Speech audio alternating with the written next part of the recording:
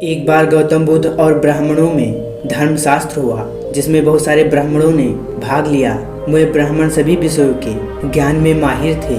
उनमें से एक ब्राह्मण भगवान बुद्ध को नीचा दिखाने के लिए कहता है, धर्मशास्त्र की शुरुआत आपसे ही की जाएगी।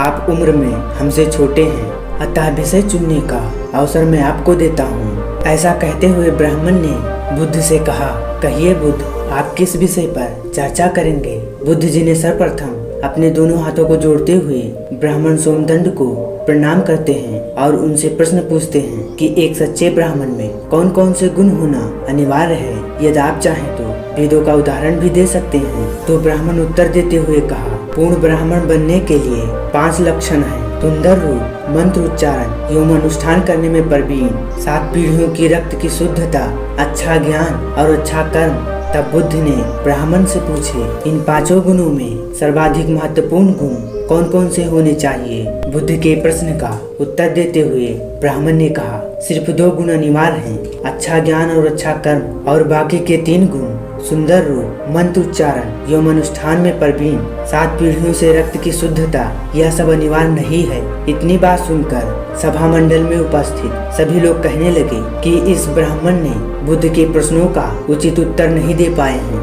बुद्ध के प्रश्नों ने सोमदंड को उलझा दिया है। यह तो ब्राह्मणों का अपमान है, यह तो ब्राह्मणों का अपमान है। ऐसी बातें हर किसी के मुंह से निकलने लगी। तभी गौतम बुद्ध ने कहा, यदि आप सोमदंड में आस्था रखते हैं तो कृपया करके आप लोग शांत हो जाइए। यदि आप इनमें आस्था नहीं रखते हैं तो आप लोगों में से जो कोई भी चाहे इस विषय पर चर्चा आगे बढ़ा सकता है और मैं आप सभी के प्रश्नों का उत्तर दूंगा। इतनी बात सुन सब लोग शांत हो गए। उसके बाद ब्राह्मण सोमदंड एक उदाहरण पेश करते हुए कहा, ये देखिए, ये मेरा चचेरा भाई है जो कि रूपवान है। इसका आचरण कुलीन और उत्कृष्ट है। इसके बाह्य सौंदर्य की बराबरी भिक्षु गौतम बुद्ध के साथ ही की जा सकती है। 2 परिवार के रक्त की शुद्धता इसके अंदर बह रही है। वेद पाठ का ज्ञानी है। यह तीनों तो उसमें उपस्थित हैं, लेकिन यदि विचार के रूप में देखें तो पता चलता है कि हत्याएं करता है, झूठ बोलता है, चोरी भी करता है, तो उसके बाकी गुणों का मूल्य ही नहीं रह जाएगा।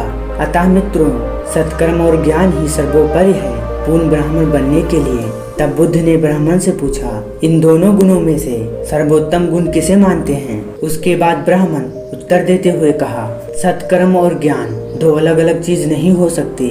जिस प्रकार एक हाथ दूसरे हाथ को तथा एक पैर दूसरे पैर को धोता है, उसी तरह सत्कर्म और ज्ञान एक दूसरे के पूरक होते हैं। सत्कर्म आपकी विवेक को प्रकाशमान बनाता है और विवेक से किया कर्म आपको धार्मिक बनाता है। यही जीवन का गुण मंत्र है। इतनी बात सुनकर ब्राह्मण सोमदंड की वाहवाही होने लगती है। इनके जवाब से सभी लोग प्रसन्न हो जाते हैं। उसके बाद भरी सभा ने गौतम बुद्ध से कहा, अब आप सोमदंड से क्या पूछना चाहते हैं। तब बुद्ध ने कहा, आपने बिल्कुल सत्य कहा सोमदंड। सत्कर्म और ज्ञान जीवन की सबसे मूल्यवान गुण है। क्या यह बताएंगे कि सत्कर्म और ज्ञान को उच्चतम कोटि तक कैसे विकसित किया जाए। यह प्रश्न सुनते ही ब्राह्मण सोमदंड ने आत्मसमर्पण कर दिया और कहा कि हे करुणानिधि, इस प्रश्न का उत्तर आप ही स्वयं बताएं। हम तो सिर्फ सिद्धांत जानते हैं, किंतु आप परम सत्य को प्राप्त हुए हैं। हे परम पुरुष, आप ही बताइए, सत्कर्म और ज्ञान के उच्चतम कोटि तक कैसे पहुंचा जा सकता है। तब बुद्ध ने उत्तर देते हुए कहा,